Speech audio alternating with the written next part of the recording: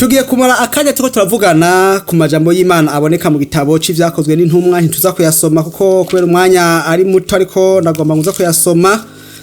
Ze gusoma twifashisha amajambo ari mu gitabo c'ivyakozwe n'intumwa igice ca mbere. Vyakozwe n'intumwa igice ca mbere, umurongo duhereye ku 12 gushika ku murongo wa 26. Rufatiro rw'aya majambo ni ivyo ubona sivyo babona, ivyo wumva sivyo bumva. Ikibazo s'amatwi, ikibazo s'amaso, ikibazo gihagaze kuri Mpwemu Yera. Vyifashe gute? Turi umunsi canke mu gihe aho ishengero kw'isi yose riko riruibuka, hatanguye Pasika, no munsi turi kuri PENTECOTE, ibihe ishengero ryibuka ukuza kwa Mpwemu Yera. Nashimye kugaruka gato mu misi mikuru, mikuru abantu bari barahawe ngo bahimbaze imisi bakwiye kwita mikuru. Imana irababwira ati iyi misi muze muyigire mikuru. Imisi mikuru ishika ku ndwi. Ushobora kubuzi iyirenga, ariko je ndavuga ku misi mikuru indwi gusa. Mbega uyu munsi imeze gute? Ivyo vyiyo misi mikuru iracahimbazwa canke uyu munsi bayihimbaza gute? Umunsi mukuru wa mbere ni umunsi mukuru Imana yavuze ngo umunsi muze mugire mukuru, umunsi witwa isabato, umunsi ugira indwi wo mu ndwi. Umunsi mukuru ugira kabiri ni umunsi mukuru tuwusanga mu gitabo cyo kuvayo cya 12 uhereye ku murongo wa mbere ugashika ku murongo wa 14. Ni umunsi mukuru wa Pasika. Umunsi mukuru ugira kabiri ni umunsi ugira gatatu plutôt, ni umunsi mukuru w'imitsima itambiwe. Iyo ni misi mikuru Imana yavuze ati muze muhore mugira mikuru muyikoranako. Umunsi mukuru ugira kane ni umunsi mukuru wa PENTECOTE. Umunsi mukuru wa PENTECOTE igitabo c'Abalewi igice ca 23. Umunsi mukuru ugira gatanu ni umunsi mukuru w'inzamba canke umunsi mukuru wo kuvuza inzamba. Nawe nyene bari barabwiwe ko bazowuhimbaza. Igitabo c'Abalewi igice ca 23 murongo 23 gushika 25. Umunsi mukuru ugira gatandatu ni umunsi mukuru w'impongano. Aho umuherezi mukuru yinjira hahera rimwe mu mwaka atanga impongano y'ubwoko bw'Imana rimwe mu mwaka. Uyu munsi ishengero riufata ko umuherezi mukuru yinjiye hahera ni umwami Yesu Kristo. Umunsi mukuru ugira indwi wari umunsi mukuru w'insago. Umunsi mukuru w'insago. Uyu munsi mukuru amashengero amwe arategura inyigisho canke bagategura ibikorane. Muramubona ukumva ngo ikorane cyo kugira iki barabikora. Cyo gihe kwari kugira ngo Imana abantu ntibibagire ko bigeze kuba mu mahema mu nsago bakiri mu bugaragwa. Imana irababwira ati yo misi mikuru muzohore muhimbaza. Uno munsi rero reka tuvuge gato ku munsi mukuru wa PENTECOTE. Umunsi mukuru wari usanzwe hari mu isezerano rya kera, hanyuma no mu isezerano rishasha urabandanya. Mu isezerano rishasha wakomejwe n'iki? Dusubiye inyuma gato, abizera bose uyu munsi bari mu bihe bikurikira bishika kuri bitatu bikurikirana bitibagiranwa. Umunsi wa mbere umunsi mukuru wa Pasika, hanyuma imisi 40 ishitse ishengero ryizera Kristo Yesu rica rihimbaza umunsi mukuru wa Kristo Yesu wa Ascension. Benshi barasenga. Hanyuma inyuma y'imisi 50 nyuma ya Pasika, abakristo bacu bahimbaza umunsi mukuru wa PENTECOTE. Uyu munsi ntukogwa nkuko kera wakogwa. Uyu munsi ishengero ryibuka ukuza kwa Mpwemu Yera, ukuntu vyagenze, ivyabaye, ibi na biriya muca muvyibuka abakunda gusoma. Turabicako benshi no munsi babisomye ivyo vyanditswe, ariko jewe rero nashimye kugaruka imbere yaho gato ya Pentecote. Harakantu nagize ko amadida ndaharura. Inyuma ya Pasika imisi 40, Bibiliya ivuga ngo Yesu ngo yamaranye imisi 40 n'abigishwa abungura ubwenge ngo batahura ivyanditswe, ababwiye iby'ubwami bw'Imana. Hanyuma aduze mw'ijuru umunsi wa mbere, uwa kabiri, uwa gatatu, uwa kane, uwa gatanu gushika ku misi 10, Mpwemu Yera ataraza. Abantu nta kantu wumvamo. Ikibazo ushobora kwibaza, mbega mw'ijuru ni kure? Ko bibivuga ngo yaduze mw'ijuru, abamarika baraza bavuga bati uko aduze niko azogaruka. Mbega mw'ijuru ni kure? Kuburyo vyafashe imisi 10 Yesu kugenda no kugira ngo Mpwemu Yera aze. Mbega Mpwemu Yera niwe yatevye kugira ngo binde bifata imisi 10 yose? Kubera ese byari byaranditse ko ari mpaka kuri Pentecote?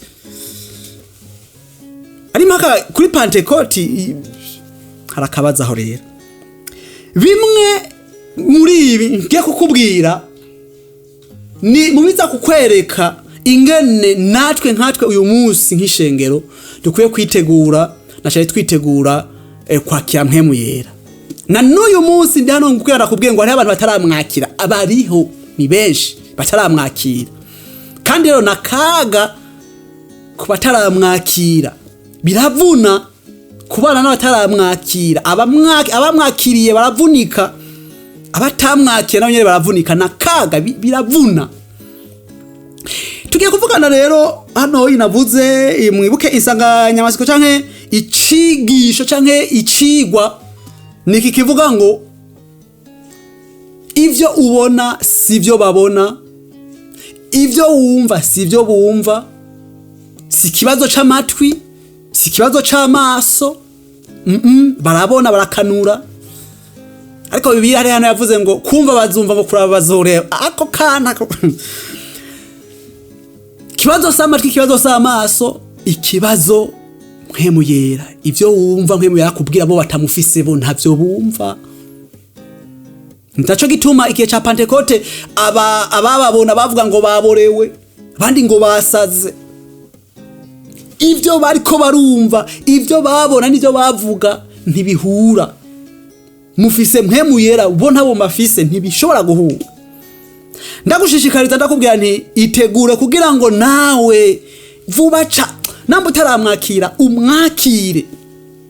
Ibintu bine rero bishobora gutuma iyo misi 10 yarabaye kugira ngo Mpwemu Yera abe ataraza. Icambere hajya mu vyakozwe n'intumwa uhereye kuri mu gice ca mbere umurongo wa 12 ukamanuka kugera ku murongo wa 26 niho twifashisha. Sindasoma ngena ndavuga ko gato gato. Icambere ku murongo wa 14, murongo wa 11 navuga ngo abo bose basenga badahumeka n'umutima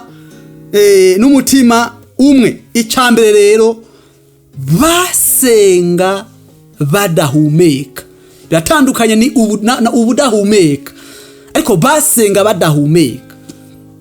Icambere bakivayo bagiye ngo ahantu munsi yo hejuru, baja mu gikorwa cyo gusenga badahumeka. Ico ni cambere. Mpwemu Yera ntiyaje nubwo basenza badahumeka, Mpwemu Yera ntiyaje. Ica kabiri ngo badahumeka ngo n'umutima uhuye. Hari ikintu canjoye cane hano ku murongo wa 12, murongo wa 13 ngo bashitseyo bavuye hamwe ku musozi wa Yerayono, ngo bashitseyo ngo barurira baja mu nzu yo hejuru. Ngo baja mu nzu barurira baja mu nzu yo hejuru, bari bafise umutima uhuye bavuga ati tuduge mu nzu yo hejuru. Uyu munsi hariho abashobora kuvuga ati tuduge, abana bati jenja mu yo munsi tije sinduga. Bikunda kuba nko mu ishengero muri protocole umuntu bakamwereka wicango je sinja hariya munyeretse. Bwe abafise umutima uhuye. Cyo ni ca kabiri, nubwo bafise umutima uhuye Mpwemu Yera ntiyaje. Ati inibiki fataza ni kure yatevye mu nzira bite. Ica gatatu ngo hamwe n'abagore baca barabandanya ngo na Mariya nyina wa Yesu na bene nyina. Ahantu hari akantu gakomeye cyane. Baravuga bati none twasenze tudahumeka, twafise umutima umwe, turabihurizako, tuduge tumanuke, dusohoke, turabihurizako. Ica kabiri, ica gatatu, Petero, Bibiliya tubwira neza ko Petero afise umugore, ko Bibiliya itubwira ngo Yesu yakijije inabukwe. Yavuga inabukwe bivuga ngo ni nyina w'umugore w'umuntu. Inabukwe, nyinabukwe. Petero, umugore wawe wari Mariya we, bari umuntu ba Yesu barihe? Basubira baravuga ati none gabasha turi ngaha, abagore bacu barihe? Kuko bitubwira ngo bategeza gukwira abantu, ngo bari makiya cumba ngo abantu bashika ngo nk'ijana na 200. Usomye hano mu gice ca kabiri uravyumvamo. 120. Oro Yesu, Bibiliya itubwira ngo Yesu yatumye kubigishwa batubwiye kugira kubigishwa 70. Abigisha 70 niwe Yesu yavuga ngo yatumye abigisha 70. 70 na ba Petero barimo. Ariko Bibiliya ngo Mpwemu Yera ngo bamuhawe ngo ari abantu bashika 120. Bivuga ngo Petero yari cyavuga ati Petero, ya Yohana we, Yakobo, umugore wawe ari hehe? Petero sinaje sinamubwiye. Barazana abana bari hehe? Baragenda babwiye Mariya, abahungu bawe nibaze. None buraho ntibacemera ko ngo barapinga cyane Yesu. Mariya na warabazana niko twasomye. Babaze gushikana abagore n'abandi bagore benshi Yesu yagiye akizana bonyene aha barimo. Ariko nibatubwira benshi kuburyo ngo bari gukwiga igitege ca 120. Baravuga bati none Petero we, abahungu bawe bari, abana bawe bari.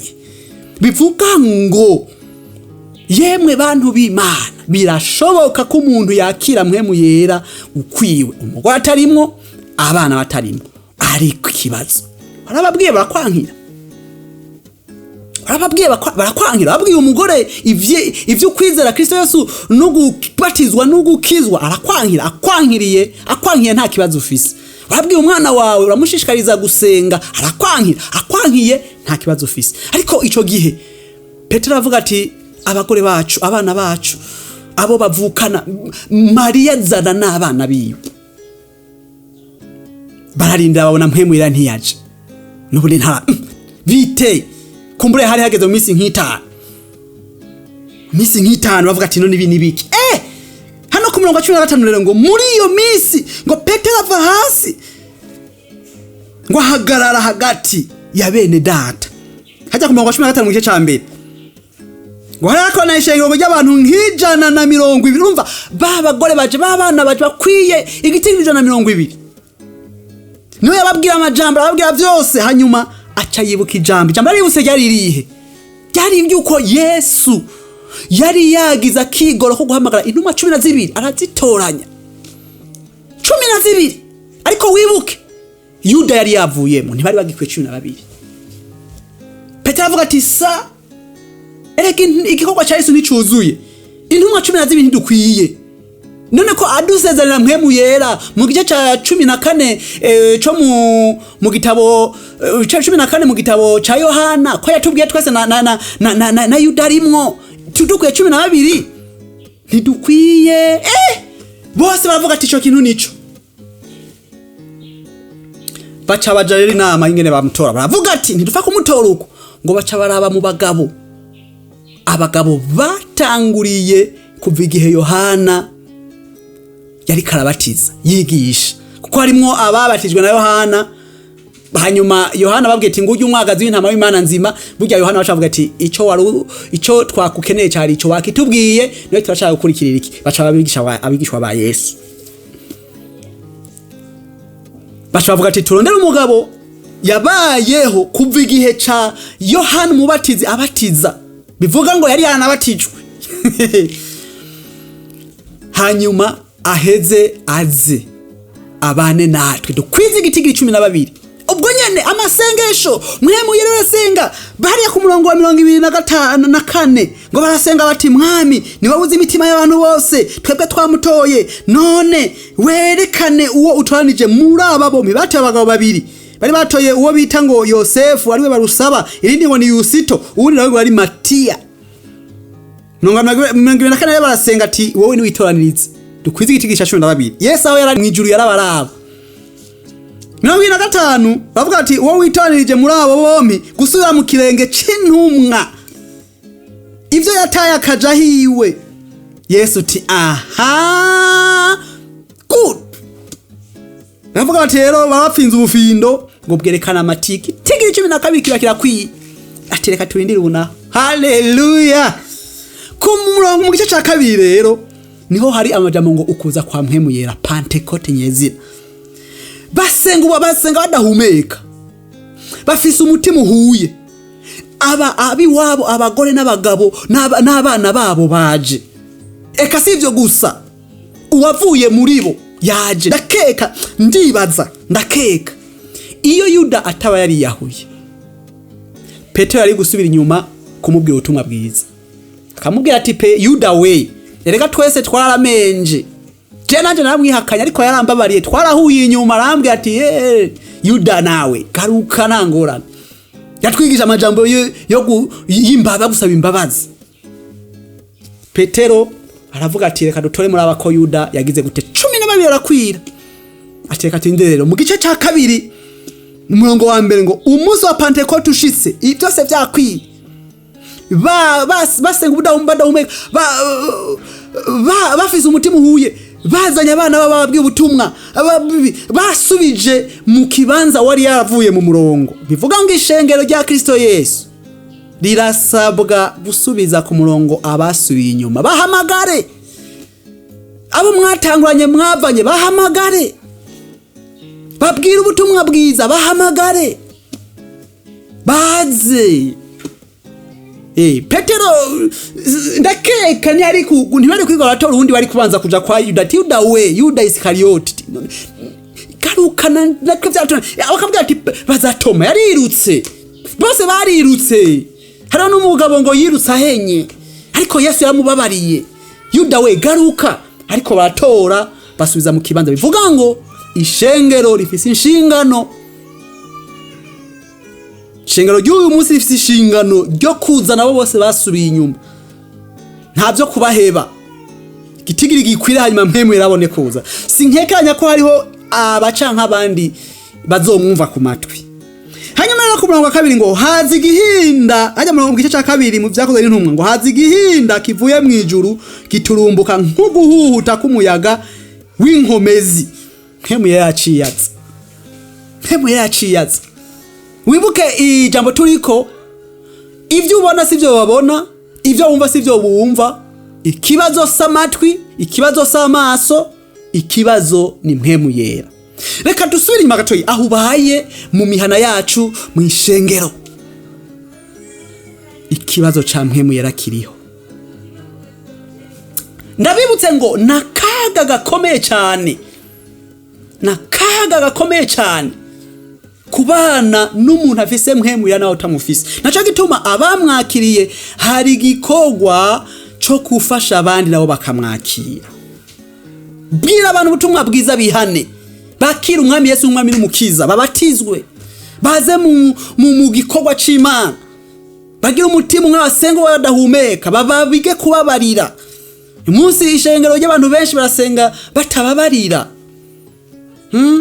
barasenga ariko nta kubabarira guhari barashwana umunsi uzumva ngo abanaba bashwanye ngo induru ngo nimuze mutatura amatati subiza hamwe kwiza igitigiri kwiza abari bamwatangwanye basubi kwiza igitigiri nakaga gakomeye wewe wiyita ngo urahagaze ufise Mpwemu Yera ko kubantu udafise Mpwemu Yera haba mwishengero canke mu rugo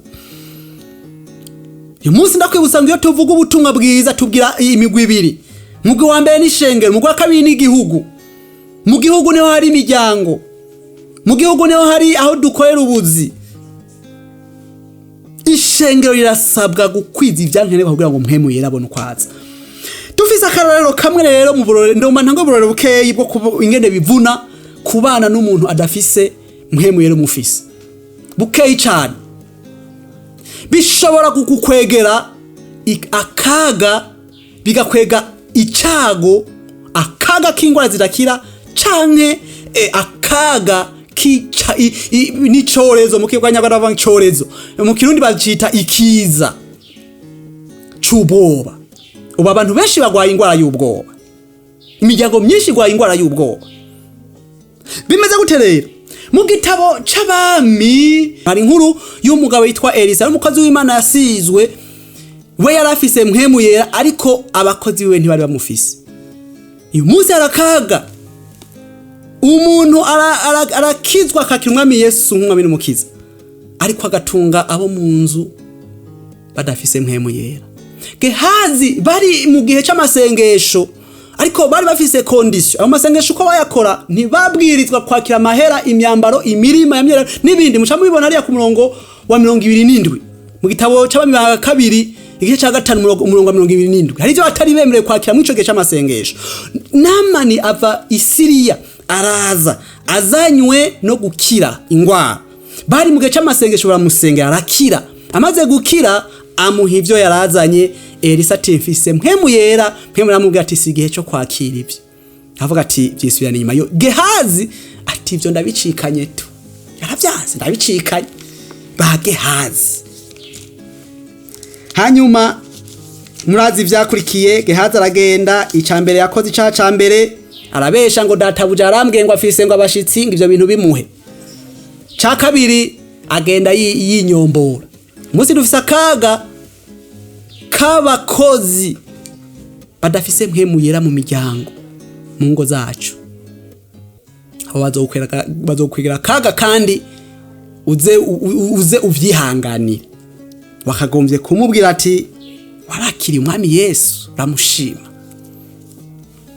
Gehazi agize araza, Elisa aramubwira ati uvuye he? Ati nta na kimwe, nari ngaha, hatoya twari kumwe.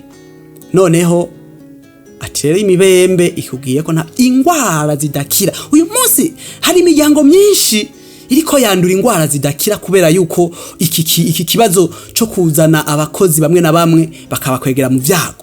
Ufise Mpwemu Yera we nta wafise.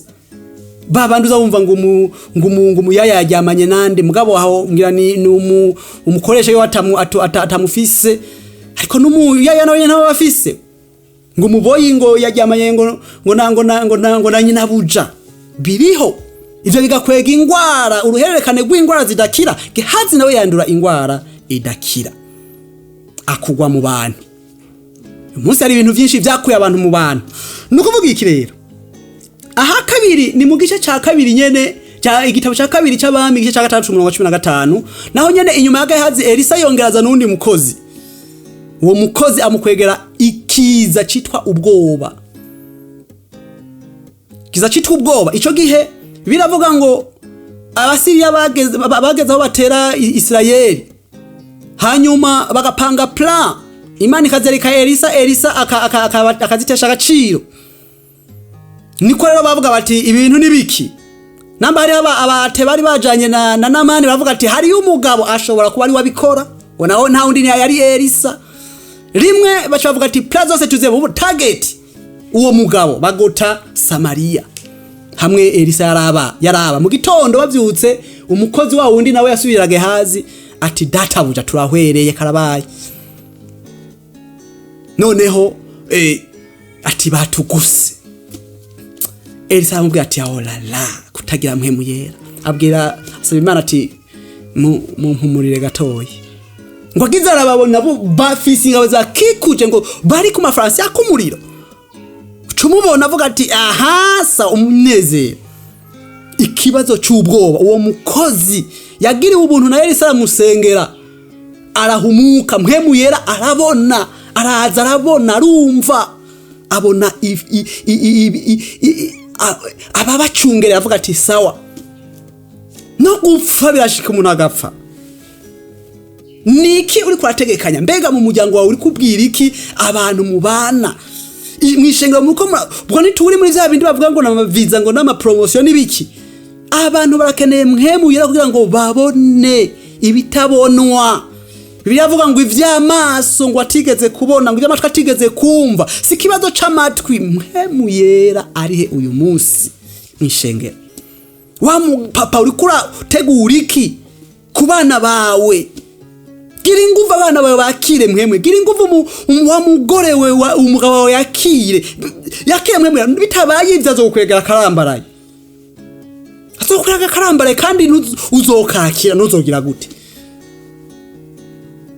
Hangi ntabwo abana bacu muhira bakeneye amashure meza kwiga mu bigo vyiza, ntibakeneye imiduga, ntibakeneye amafaranga tugira turarondera ubwo buzi. Nahise ibyo bikenewe gusa, ariko arakenewe na Mpwemu Yera, niyo izobagira akamaro. Uyu munsi ndagufitiye inkuru nziza. Jambo ry'Imana avuga ngo igisuma nta kindi kizana nta kindi kizana igisuma atari kwiba no kwica no kugeseza. Ariko ngo umwana w'umuntu yaje kugira ngo abantu turonke ubuzima kandi turonke busagutse. Nigihe cyuko abantu b'Imana, ishengero, igihugu yakira ubuzima kandi ubuzima ribwakire busagutse. Nahawe ntanje uri gukora iki? Wa mugabo, wa mupapa we, wa mama we, wa mujene we, uri gukora iki kugira ngo Mpwemu Yera aganze bose, babone, babone ibitabonwa, bumve ibitandukanye. Si kibazo c'amaso, si kibazo c'amatwi, ikibazo kiri kuri Mpwemu Yera. Mwiki gihe rero ahishengero riko ririgina ukuza kwa Mpwemu Yera, vuga uti ndakeneye Mpwemu Yera, kandi nivyo kuri uramukeneye, turamukeneye. Murakoze cyane, Imana ibahezagire.